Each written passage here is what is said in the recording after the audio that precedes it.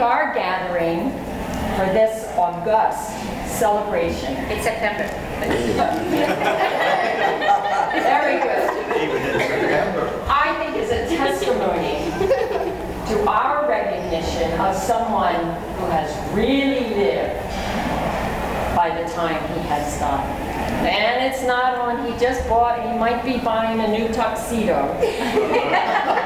Finally, he said I should have bought one 10 years ago. That's right.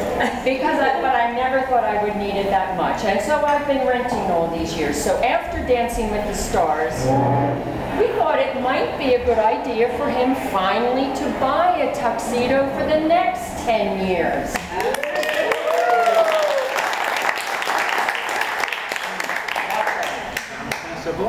There are a lot of things that they say that it takes a village to raise a child.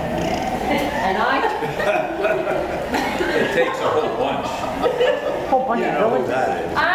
Yeah, blah, blah, blah, blah, blah. What it does also take is a group of people to put together the memories, the stories, the snapshots of this great person here. So I invite you at any time to, you don't have to go from your seat, but speak slowly and loudly because of the echo in the room. And let this man know what place he has made in your life. Anyone? Well, I planted a few people just in case that thing. But yeah. Here's one. Jim Meade. See, you all think that Ed doesn't really have much of a sense of humor. He's your father, and he's like father. But I've only known Ed on the other side as a golfer. We don't have a sense of humor. And we've played a lot of golf together. And when I first started playing golf and met Ed. After, I mean, I knew Ed, and then I started learning to play golf. And then Ed would go out and play golf with me. And so I had I tried to do it by the book and had a funny stance. I would stand there and get a thing and stick my butt out like this. Be careful. And get in that position. That's true. And Ed says, you know, you stick your butt out when you're going to play golf like that. I said, I do? He said, yeah. If you were younger, I'd teach you. Oh my goodness. Look at him now.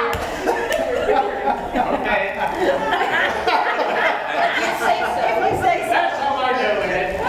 It's gonna go. Yes, maybe. Yeah. It's your life, Dad. Way to go. Way to go. Ed? I have something that not easy to get a card for someone who's 95. And I went looking all over, and I couldn't find just the right card. So I went and upgraded my skill set and learned some of the new technology tools, Paint Shop Pro, things of that sort. And I've got this hand-delivered birthday card. So Where's the opener? Well, You have to find it. It's 95 years old. yeah, He's a scientist. you He use the can find hand, it. or that's or the T. Boy, good thing you have all those engineering skills. He's not an engineer. I'm the engineer. He's just a scientist. He's testing what He's just a science. He finds out for I know what. you're old, You're but right. they've come a tool since you were born. Don't really need that. See, most of the cards were for little people, young people. See, Happy birthday, 5 years old. You're a little late, you know. yeah. Oh boy. Oh boy. Uh-oh. And then that's the 7th birthday. and that's the 13th birthday. And that's the 23rd. This one is the 47th. I like you, but I'm a little hoarse. And that equals, you add up all the stars, and that equals 95.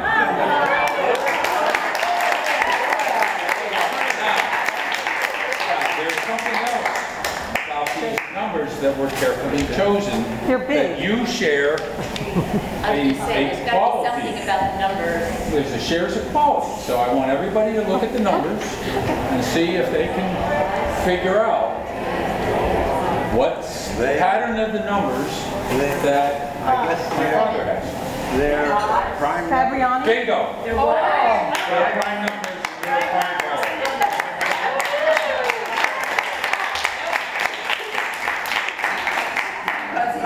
Happy birthday. Thank you.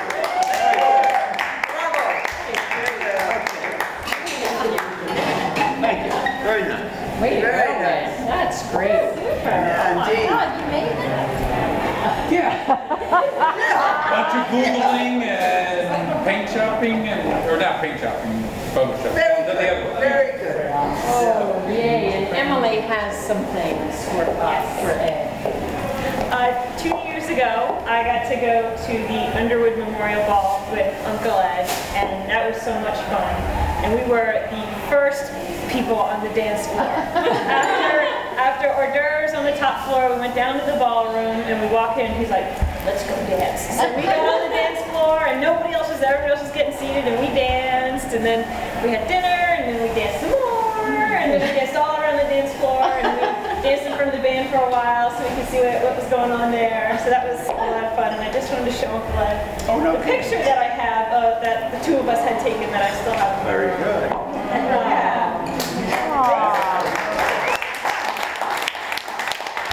They played a marvelous rumba. I think it was Margaritaville. Oh. And I love that Jimmy song. Buffett? And nobody else was dancing, but she didn't know, she was Jimmy a Buffett? little squirt. So I said, let's dance. And she thought I knew something, So we went off and danced, and wonderful too. Oh, yeah. So I remember that. Show me the picture, Dad. You're sure you see it? I don't know if you can see it from here. Yeah, she'll pull in. There you Yeah, go. this one. Got it. Hi, Joe. Got it. Yeah. So that was my special memory. Yeah, thank you. That was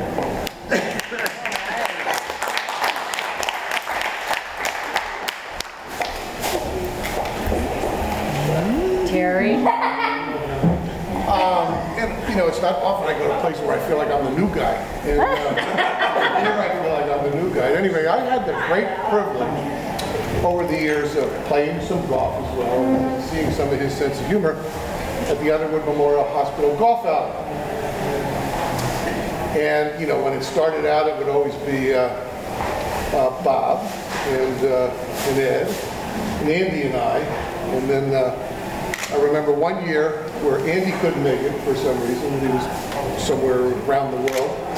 And Alan, Amy's husband, joined us. And he was on the tee, and I'm going to say for 8 drives in a row, he hit the ball way left. And Ed finally said to him on the 10th or 11th hole, he said, I would think a man your age would understand his shortcomings and start to aim to the right. And he did that. But that tournament, got as everybody got a little older, it was a bit of an adventure. Sometimes we'd show up on the first tee, and Bob was always there because he was organizing, but and sometimes Ed wouldn't be there.